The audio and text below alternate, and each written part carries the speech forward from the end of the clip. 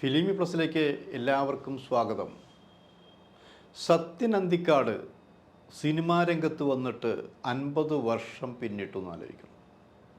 ഈ 50 വർഷം പിന്നിട്ടിട്ടും ഏറ്റവും പുതിയ സിനിമയുടെ ഷൂട്ടിംഗ് തുടങ്ങാൻ പോകുന്നു. അതും തൻ്റെ പ്രിയപ്പെട്ട നടന്മാരിൽ ഒരാളായ മോഹൻലാലിനെ നായകനാക്കി.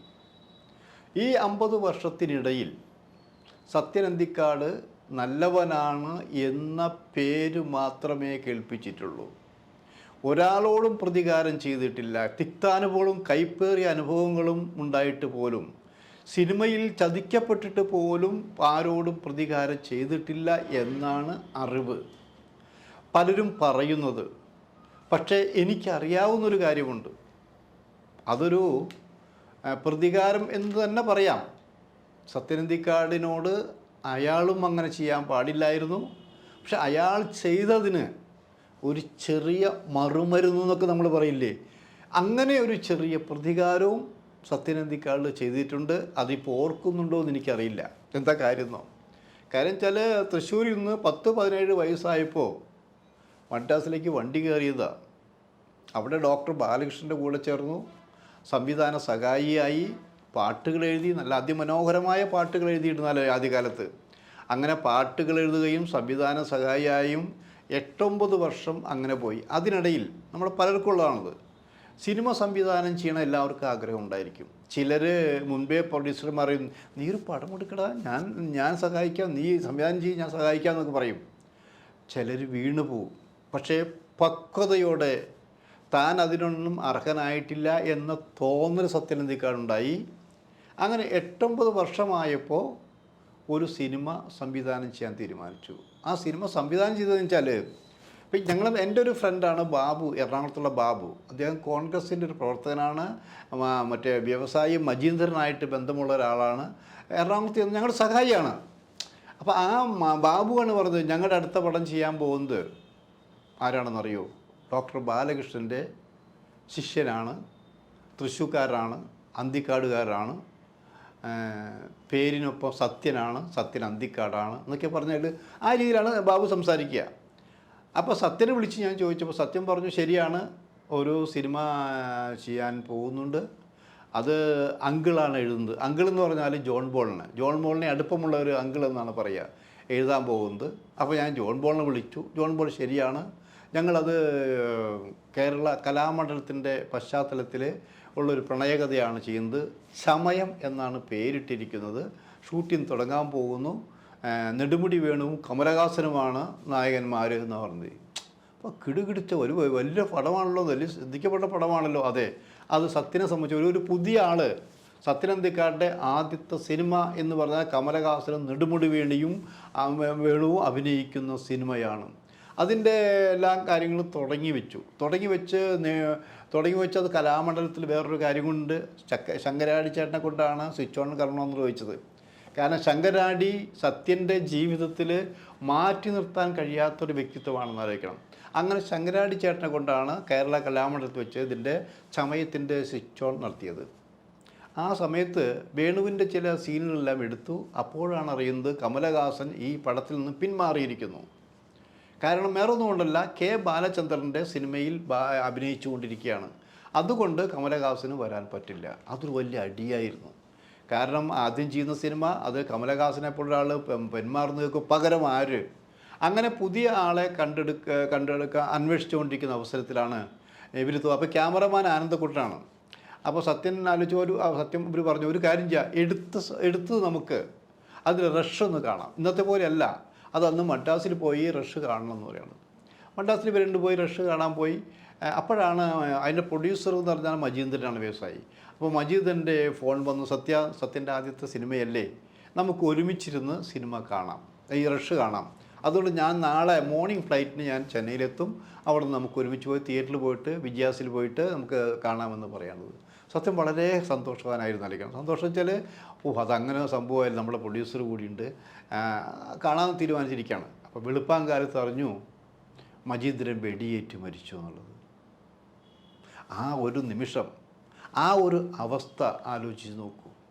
സ്വപ്നം കൊണ്ട് കെട്ടി ഉയർത്തിയ സിനിമയല്ല എന്ന് ആലോചിക്കണം.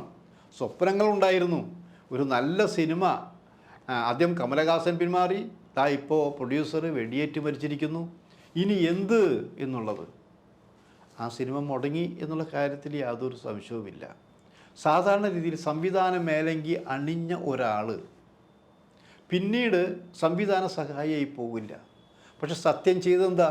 സത്യൻ ബുദ്ധിമാനായിരുന്നു ആലോചിക്കണം. ഒരു അപകർഷതാബോധവും ഉണ്ടായില്ല, ഒരു ഈഗോ ഉണ്ടായില്ല. പി ചന്ദ്രകുമാർ ഡോക്ടർ ബാലകൃഷ്ണൻ്റെ ശിഷ്യനാണ്. പി ചന്ദ്രകുമാറിൻ്റെ സിനിമയിലും അസിസ്റ്റൻ്റായിരുന്നു സത്യൻ അന്തിക്കാട്.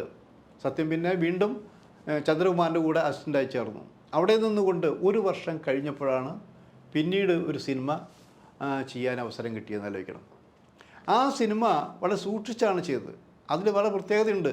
അന്നത്തെ കീടം വയ്ക്കാത്ത രാജാവ് പോലെയായിരുന്നു സുകുമാരൻ എന്ന് ആലോചിക്കണം. ആ സുകുമാരനെയാണ് നായകനാക്കിയതെന്ന് ആലോചിക്കണം. ആ സുകുമാരൻ നായകനാക്കിയ സുകുമാരൻ്റെ ക്യാരക്ടർ അറിയാലോ. ഇതൊരു മണ്ണുണ്ണി ടൈപ്പുള്ളൊരു കഥാപാത്രമാണ് സുകുമാരൻ്റെ. രസകരമായൊരു കഥയാണത്. കുറുക്കൻ്റെ കല്യാണം എന്നാണ് പേരിട്ടിരിക്കുന്നത്. ഈ സിനിമയുടെ പ്രൊഡ്യൂസർ റഷീദ് എന്നുള്ള ആളാണ്. റഷീദ് കുറേ സിനിമകൾ അങ്ങനെയൊക്കെ ചെയ്യാറുണ്ട്. അപ്പോൾ ആ പടം ശരിക്ക് പൂർത്തിയായി കഴിഞ്ഞു. പടം പൂർത്തിയായി, ഇനിയിപ്പോൾ തീരിലെത്തിച്ചാൽ മതി. മാത്രമല്ല സത്യൻ അന്തിക്കാട് വളരെ പ്രശസ്തനായ സംവിധാന സഹായിയായിട്ട് പാട്ടെഴുത്തുകാരാണ്, കുറേ ബന്ധങ്ങളുള്ളതാണ്. അപ്പോഴാണ് സത്യൻ ഒരു കാര്യം തിരിച്ചറിഞ്ഞത്. സിനിമയിൽ നമ്മളെ നോക്കി ചിരിക്കുന്നവരും നമ്മളെ പുകഴ്ത്തുന്നവരും ഒരു പ്രത്യേക ഘട്ടം വരുമ്പോൾ കാലുമാറുമെന്ന് മനസ്സിലാക്കിയ സത്യൻ അന്നാണെന്ന് ആലോചിക്കണം. സത്യൻ വേദന ഉണ്ടായിരുന്നു. അപ്പോഴും സത്യൻ പ്രതീക്ഷയ്ക്കുള്ള ഒരാളുണ്ടായിരുന്നു. പലരെയും കണ്ടു. അപ്പോൾ പലരും പറഞ്ഞു ഈ സിനിമ എടുക്കാൻ പറ്റില്ല, ഇതിപ്പോൾ വേറെ കാര്യമുണ്ട്, മഴയുണ്ട്. അപ്പോൾ സത്യന് വിശ്വാസമുള്ള ഒരാളുണ്ടായിരുന്നു. ഏത് കാലം മുമ്പും സത്യനെ കൊണ്ട് പടം ചെയ്യിക്കണമെന്ന് പറഞ്ഞ ആളാണ്. അപ്പോൾ അവരാണെങ്കിൽ ആഴ്ചയിൽ സിനിമ തിയേറ്ററിൽ എത്തിക്കുന്ന ഒരാൾക്കാരാണ്, പ്രത്യേകം ചാർട്ട് ചെയ്യുന്ന ആൾക്കാരാണ്. അവരെ പോയി കണ്ടപ്പോൾ അത് റഷീദും സത്യനടക്കം പോയി എന്നാലോചിക്കണം, എൻ്റെ ഓർമ്മ. അവിടെ ചെന്നു, എറണാകുളത്ത് വന്നു, അവരെ കണ്ടു. അവരെ കണ്ടപ്പോൾ ഭയങ്കര സ്വീകരണമാണെന്ന് ആലോചിക്കണം. സ്വീകരിച്ച് സത്യൻ സംവിധാനം ചെയ്തല്ലോ, നല്ല അഭിപ്രായം കേട്ടിരിക്കുന്നത്, ഈ സിനിമ നമ്മൾ റിലീസ് ചെയ്യും. സത്യൻ സന്തോഷമായി. സിനിമ റിലീസ് ചെയ്യുമെന്ന് പറഞ്ഞു. അങ്ങനെ ചായ വരുത്തുന്നു, ചായ കുടിച്ചിരിക്കുന്നത് അദ്ദേഹം പറയുകയാണ് ശരിക്ക്. അപ്പോൾ വേറൊരു കാര്യമുണ്ട് സത്യ, നമുക്കറിയാലോ സിനിമയുടെ രീതി. ഞങ്ങളൊക്കെയാണെങ്കിൽ സിനിമ ചാർട്ട് ചെയ്യും. ഓണത്തിന് ഇന്ന സിനിമ, വിഷുവിന് ഇന്ന സിനിമ, ക്രിസ്മസിന് ഇന്ന സിനിമ, വെക്കേഷൻ, ഇങ്ങനെ ചാർട്ട് ചെയ്തുകൊണ്ടിരിക്കുകയാണ്. അപ്പോൾ ഞങ്ങൾ ചാർട്ട് കുറേ സിനിമകൾ ഇങ്ങനെ ചാർട്ട് ചെയ്ത് വെച്ചിട്ടുണ്ട്.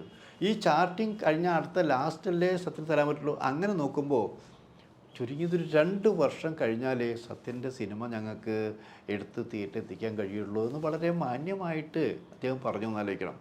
അപ്പോൾ സത്യന് മനസ്സിലായി ഇത് തൻ്റെ സിനിമ ഞങ്ങൾക്ക് ചെയ്യാൻ പറ്റില്ല എന്ന് പറഞ്ഞ പോലെ തന്നെയാണ്. അപ്പോൾ സത്യം പറഞ്ഞു ഓക്കെ എന്ന് പറഞ്ഞു. പിന്നീട് സൂര്യ ഫിലിംസാണ് ആ സിനിമ തിയേറ്ററിൽ എത്തിച്ചത്. ആ സിനിമ ഹിറ്റാക്കി മാറിയതാണ്.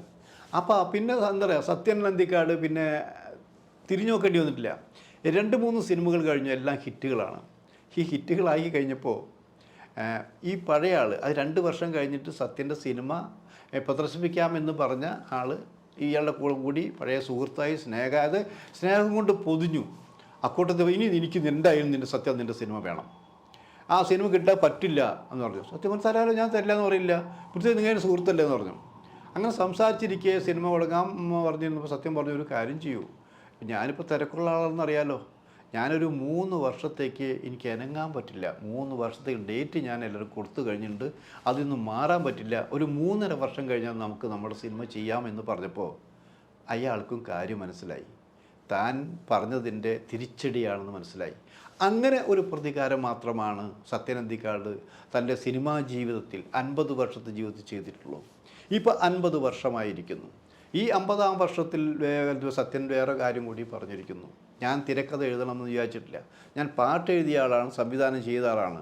തിരക്കഥ എഴുതണമെന്ന് വിചാരിച്ചിട്ടില്ല. തിരക്കഥ എഴുതാൻ കാരണം എൻ്റെ കൂടെ ഉണ്ടായിരുന്ന എഴുത്തുകാർക്ക് സമയമില്ലാതെ വന്നു. ഞാനൊരു സിനിമ കമ്മിറ്റ് ചെയ്തു. ആ സിനിമ ഇന്ന ഡേറ്റിന് റിലീസ് ചെയ്യണം, ഷൂട്ടിംഗ് തുടങ്ങാൻ തിരക്കഥ വേണം.